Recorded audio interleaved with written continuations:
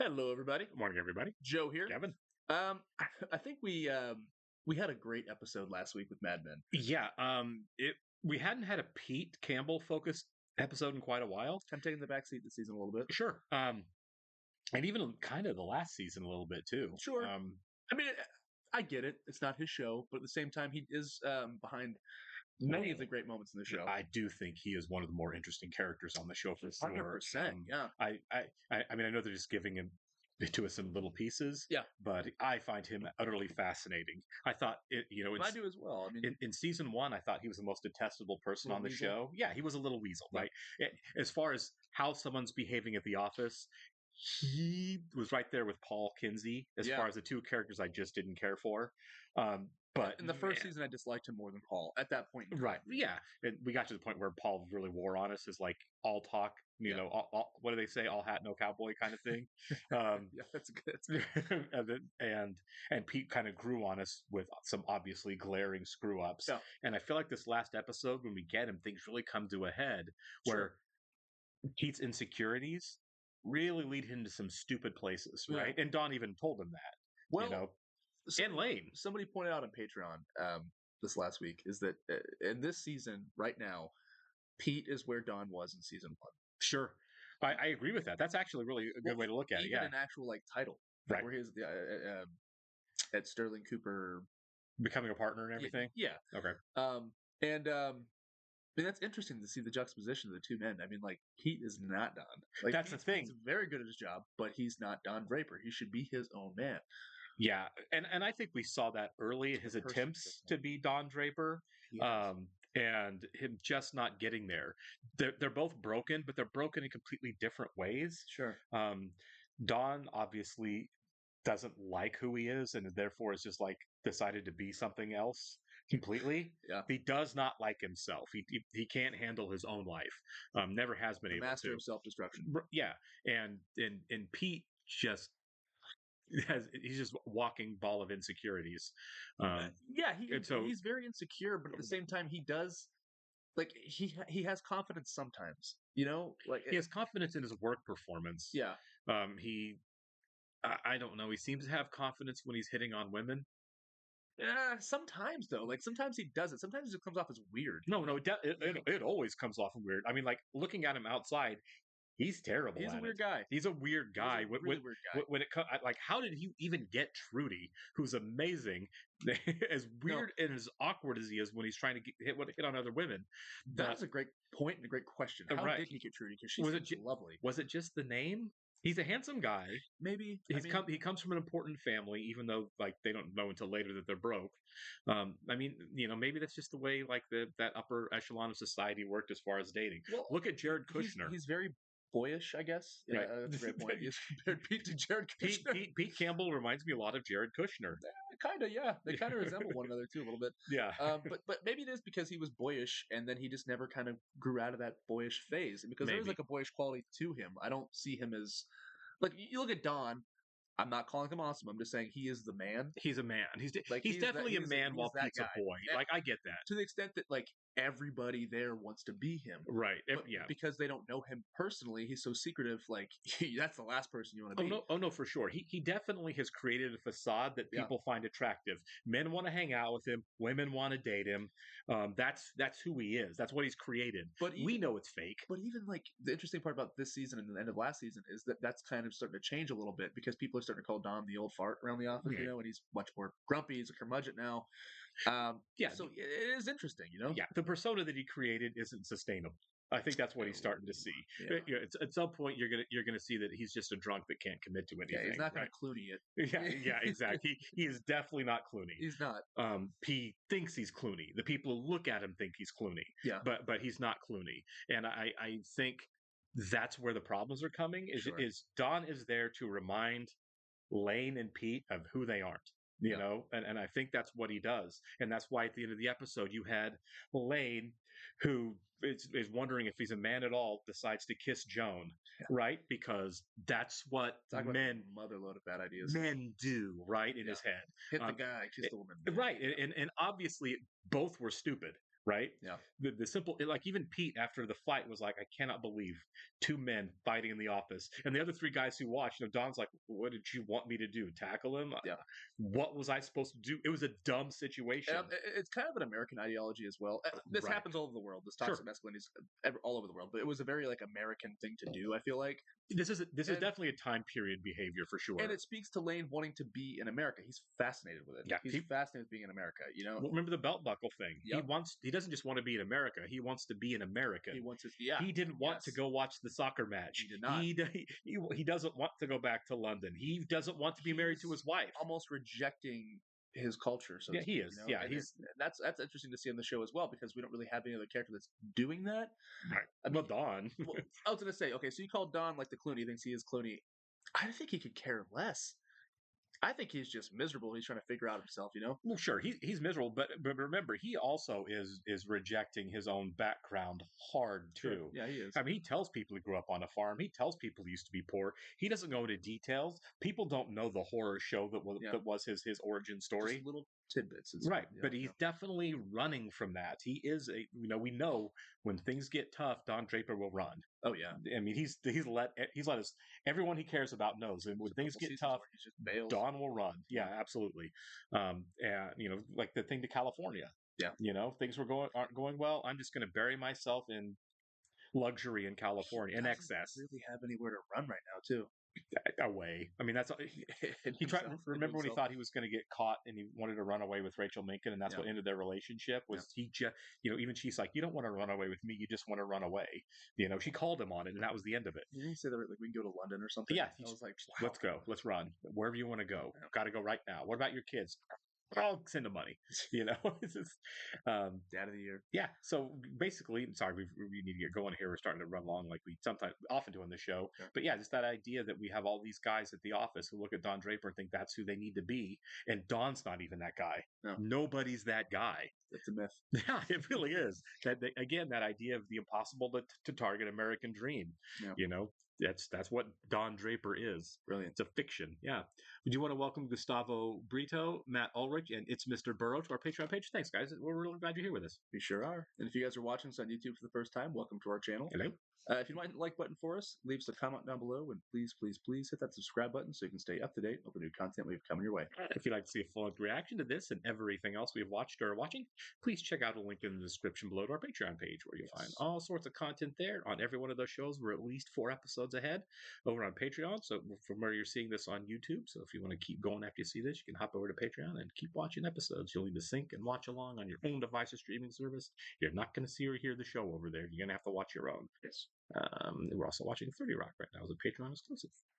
For those of you back with us on Patreon, welcome back, guys. Let's go ahead and start episode 6 here in 3, 2. Oh, that's not the right place. Sorry, I almost did a dumb thing there. 3, 2, 1. Me too. I just had the same conversation. No, I think they were different because yours was private. That was good. Place to pee in this city. She just got here. What? You ever been to New York? He's not wrong. He's not wrong. No, we have all your work, I guess. I'll check in from the road. Good stuff. Are they going up to the Howard Johnsons for work, or are they just blowing off the meeting? I didn't understand seems like they're blowing it off. These kids, they all come there alone, and gathered in a circle, they suddenly feel included. This is pre-Friday the 13th. Before they know better. It'd be an amazing commercial now. Right. Around a campfire with baked beans, and Jason just murders you. Home is where I the like fence that. is. That's catchy. It is. We want you to have everything you asked for. Well, stop writing down what I asked for and try to figure out what I want. What does that even mean? Did Don sign off on this? Don loves this work. Maybe Don should be there. Yeah. Don should be there. Don. I'm sorry. I'm not a word person like you people. Sure you are. A word person? And your words are always, I don't like it. And I think you're... Oh my God. We don't understand you. Don't blow this up. Lucky that I have a daughter, or I wouldn't be so understanding. No, that's gross. It's close, I guess. It's damn close. Why don't just you and I have dinner Been tonight? saving the day here. Maybe taking a show? Take your mind off things? Don needs to be there. Dawn should if have been was there. Here, he would know what to say. You don't want to be aggressive towards your client. Yeah, Peggy just blew. Well, Dawn has gotten away with that, but Don Draper. But again, Peggy is not Dawn, even though she wants to be. I know. Off the business. What'd he say? He said you're off the business. That's fair. So Ginsburg's going to have to be taken over, right? Yeah. Hey, Don. What time is it? It's 8:30. Mr. Draper's on the phone. Yeah. So I'm off the account. Hello? Dawn didn't get any calls. Did you get any calls? About what? Has anyone called you? Is he drunk? So, Okay. Yeah, he's having a bad day. it didn't go well. I gotta go. I take full responsibility. Oh. So what happened to Dawn? Yeah. Well, it seems to be like a Peggy-focused episode. It is, but obviously there's some Something drama going on, happening out yeah. there, yeah. Yeah, so Don's hitting the South pretty hard. Who died? Let's play hooky. Should I close the door? Well, he seems to be having it back together again. I remember twins and a hospital. Not that part. Your wife's name is Mona. Yeah. I'm gonna take Megan. Really? This is a flashback. This is before. Okay, this is the next day. Oh, okay. All right. I was confused. I was like, yeah, oh, he all came right. in now. I was like, now everything's back to better. Edward Johnson's? Like, Yeah. Nice transition. Yeah. His wife is beautiful. There's no good and bad because the truth is relative. Even if the truth is what you would call Roger, Yeah. I would hate this conversation. I'd be in the corner like, I could be hiding behind the red statue back there. Say, we postpone this conversation until after we turn on. Shall we? I did not expect Jane's friends to be this way. I kind of, Right. I thought they were going to be young. I did too. I thought Roger didn't want to hang out with kids. I do this. Do what? I told you we're going to take LSD with them. You were supposed to clear your schedule. LSD. They're taking LSD. So it's one of those kind of parties. I don't want to do this alone. It'll be good This- for us. Might be awful. I mean, like, I can't imagine Roger on LSD. I've never taken it. I don't know what it really does to a person other than it's a hallucinogen. I know that if you're in the wrong headspace, it can really. I've Ruin heard your that night. too. I've heard that too.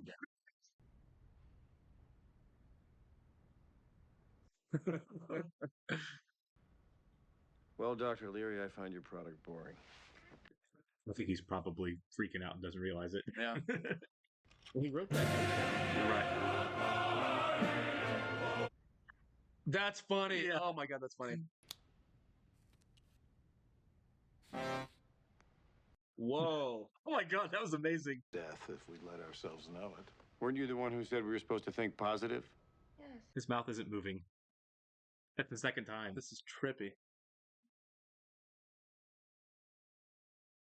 Wow. This is breaking my brain a little. It's really good filmmaking. It's Oh very no, Kubrick. for sure. The old David Lynch going on. Yeah, here, yeah. or David Lynch and Kubrick, I guess. Very surreal. It actually is very similar to the end of 2001, isn't it? A little Yeah. bit. Now You I'm know- wondering if they're even in a car or if they're still sitting back in the apartment, you know? That'd be a fun prop to have. For sure. The I want to keep the that, bird yeah. dog, How could a few numbers contain all of time? What does she think of me? She thinks I'm waiting for you to say it. But instead, you It's wrote the me end. this poem. It kind of feels that way, doesn't it? You don't like me. I did. Oh. It's heartbreaking. This is the wisest we've ever seen of her, too. Yeah. We haven't really got inside of Jane, you know what I mean? Like that's No, there's been, it's hadn't been always much to her, except once she got with Roger, there wasn't much to her. She was on the show for a long time. Mm-hmm. Through the weekend. Now we're going to get Dawn's storyline, I'm guessing. So we're getting kind of like three storylines is here. interesting. Yeah. So like non-linear storytelling. Breaks your brain a little bit, Yeah. you know? All kinds of different perspectives. Let's go right now. We can do this. I don't know. I'm the boss. I'm ordering you. So Megan was the sensible adult here. and got voted down. Tell me more about what we're going to be doing in Howard Johnson so I can get some sleep. This That's might funny. be the Trouble in Paradise episode. Because she wasn't with him. Mm-mm.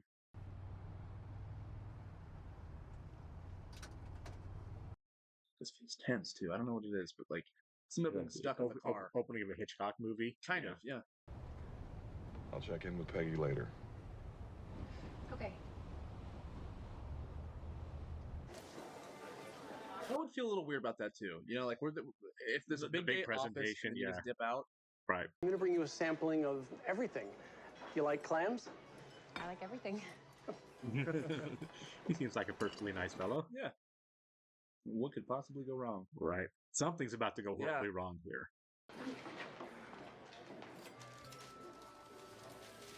Maybe she tries orange sherbet and she doesn't like it. Should I bring some desserts? Yes. How about some pie? No, you know what? Just 3 scoops of orange sherbet and 2 spoons. Maybe the orange sherbet is going to be the problem. I was just kidding. Yeah. He's not letting her make choices. I know. She looks mad. Here we go. She's never tried it. You're kidding. Try it. I think the sherbet is the symbol of how gross this relationship is. Yeah. Oh. No, sorry. It really is going to go bad over the sherbet. There's no chance you're trying to embarrass me. Right. I'm sorry. She's gonna spite eat the sherbet. Delicious. Okay, this is grossing me out. She's getting a brain freeze. I'm sorry. Maybe you could make up a little schedule so I'll know when I'm working and when I'm your wife. It gets so confusing. I know. Yeah. Making you eat ice cream. It's sherbet. Get in the car. No, I'm talking to you. Okay? Don't get in the car. You're gonna leave her there? I'm talking to you!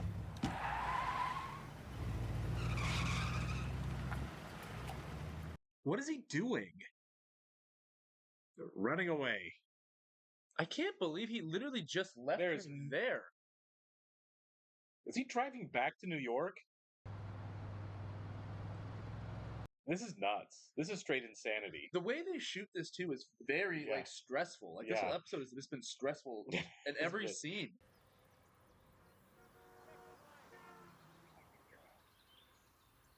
That's not what he calls Peggy. He can't find her. Yeah. This is so stressful. This is like really stressing me out. Also, him leaving her there might be like that's up there for like the worst thing he's ever done. It might be the worst thing he's ever done. Honestly, it's just on brand for him. It is. Things aren't going well. I'm going to run away. Well, here's the thing: is I think he's still trying to push her around like he used to do with Betty. Yeah. And he hasn't figured out that it doesn't work here. No. He's not learning from his past idiocy. Maybe it's idiocy too. Did you catch a ride back home? Anyone called you? I don't think so. I hope she's okay. I'm sure she's fine. Yeah. This is more about him being an idiot.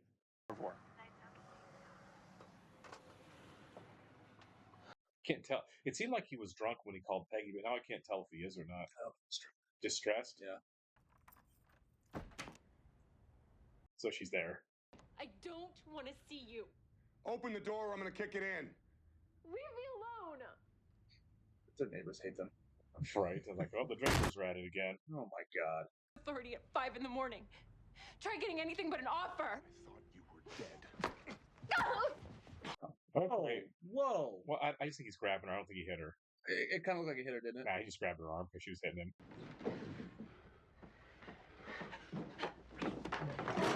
Okay, this has gotten weird. This has gotten really bad. Just talk!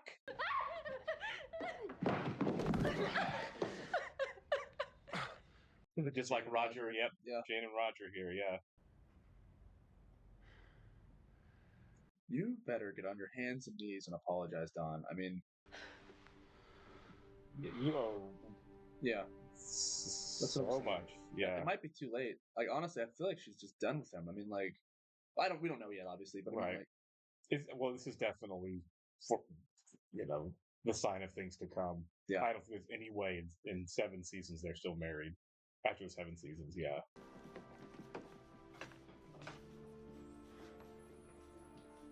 She puts the wife smile on. Yeah. And you know what? I'm on her side. He didn't give her Right. any choice in that matter at all. No. Oh, I love that shot. Yeah. I love the people passing by. That's so good. Yeah. It's going to be a beautiful day.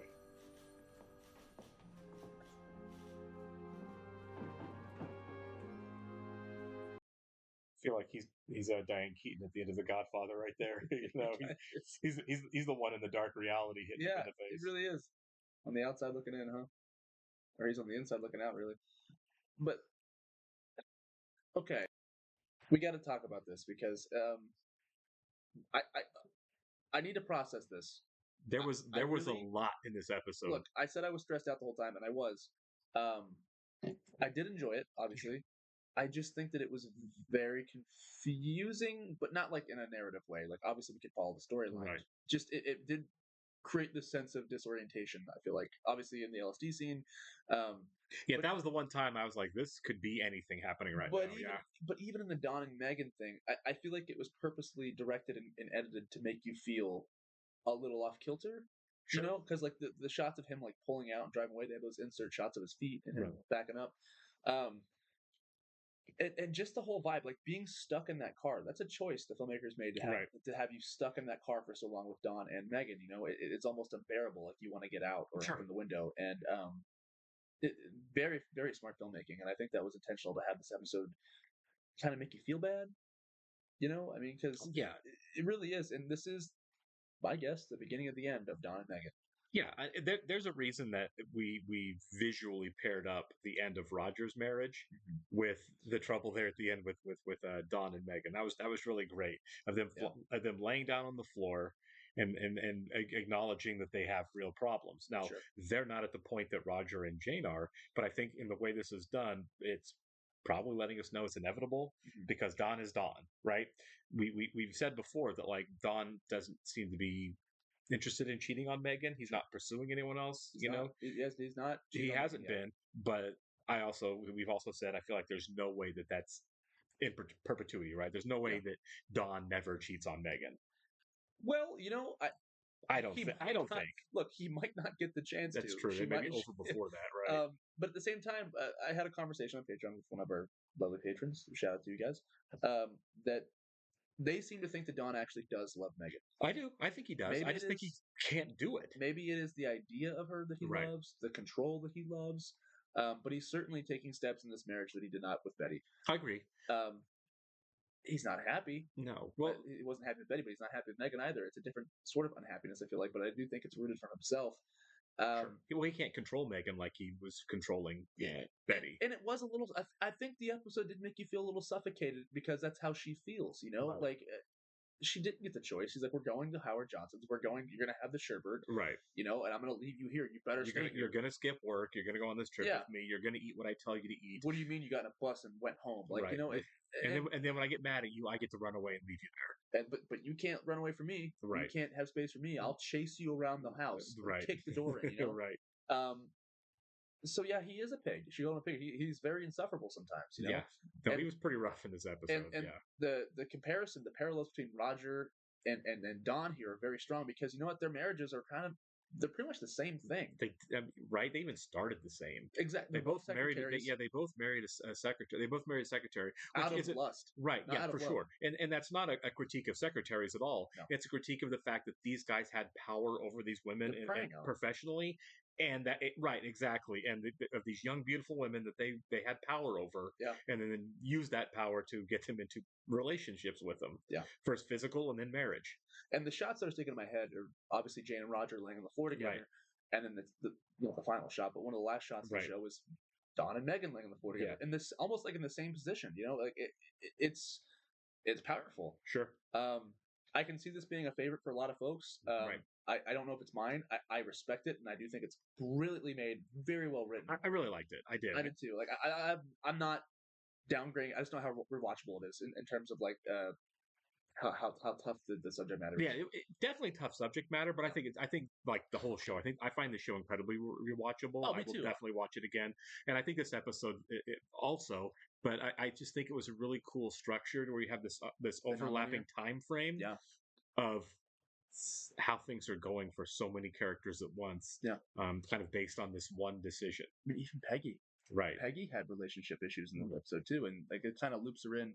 Look, she's not as bad as these guys, you know, but she's definitely on the same course. Sure, and all of it stemmed for everybody from Dawn saying, "I'm going to blow off work and take Megan on this trip that she doesn't really have a say in doing." And once it was, that's how Roger ended up with Jane at that party, and how everything went there instead of with him, you know, which is what he wanted.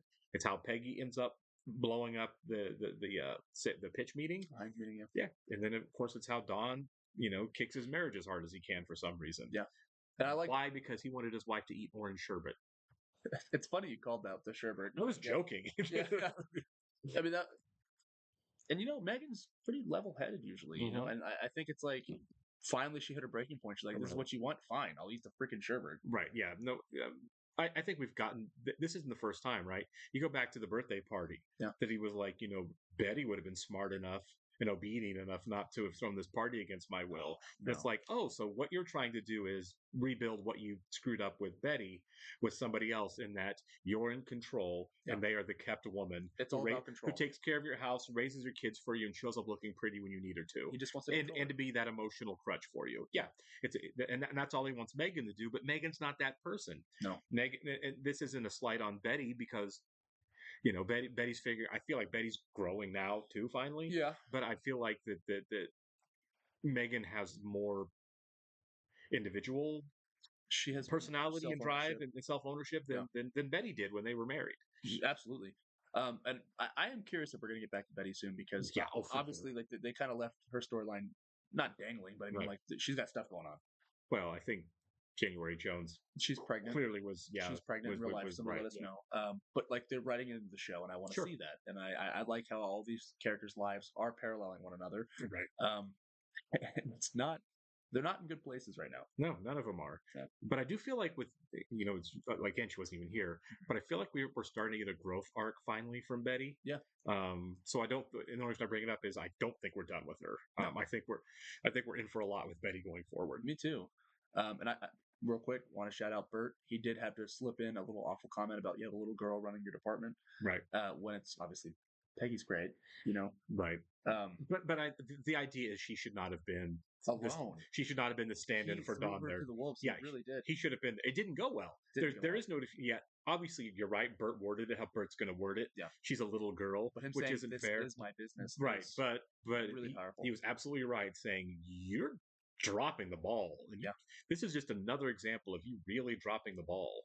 It's interesting balance, because when he's seemingly doing better in his personal life, which he's not in terms of like cheating, and well, he's drinking a lot too, but in terms of like cheating, he's not doing that. So baby steps for Dawn. He can't do balance, can he? He can't do balance. One thing to like, it's like a scale, man. Yeah, like, he can do one or the other. And I'm not saying he's doing his marriage well, because we saw that he's not. I think there are more cracks than ever in Dawn. Yeah. But he's more focused on. He's been more focused on his marriage. Yeah. And his work has been dropping off ever since because of it. Yeah. But he's not focusing on his marriage and making it work. He's blowing that too. I think we're seeing a downward spiral for Dawn that's affecting both for the first time. I really want to see going forward what happens. I mean, because he's on his knees, literally like holding her. Right. And I think she gets it, but I think it's going to be her to break it off with him. I think she will end the relationship. I don't think it's going to be him. I agree, because that happened with Betty too. But obviously Betty was pushed to a human point of like, took her to the ends of the earth. Yeah, he did. Really He's like, you're clearly just blatantly cheating on me every chance you get. Our marriage doesn't mean anything to you. I have to get away. Like, she didn't have a choice but to leave him. I really don't feel like Betty had a choice. No. I agree with you. I think the difference is this time is Megan's going to have the choice and just say, you know what?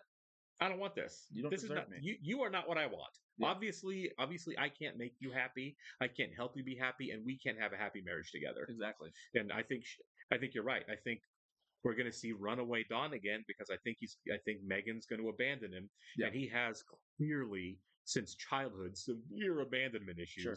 That I think when that happens, and I don't know if it'll be this season, but at some point it's got to happen. That he is going to blow up. You know what I mean? Like his life is going to explode, and I'm not talking in a good way. Well, this is only the 5th episode too, Right. so we gotta see where this is going. I will rewatch the episode. Like I said, I don't know how rewatchable it is, but I'm gonna rewatch it again because I did really think it was brilliant.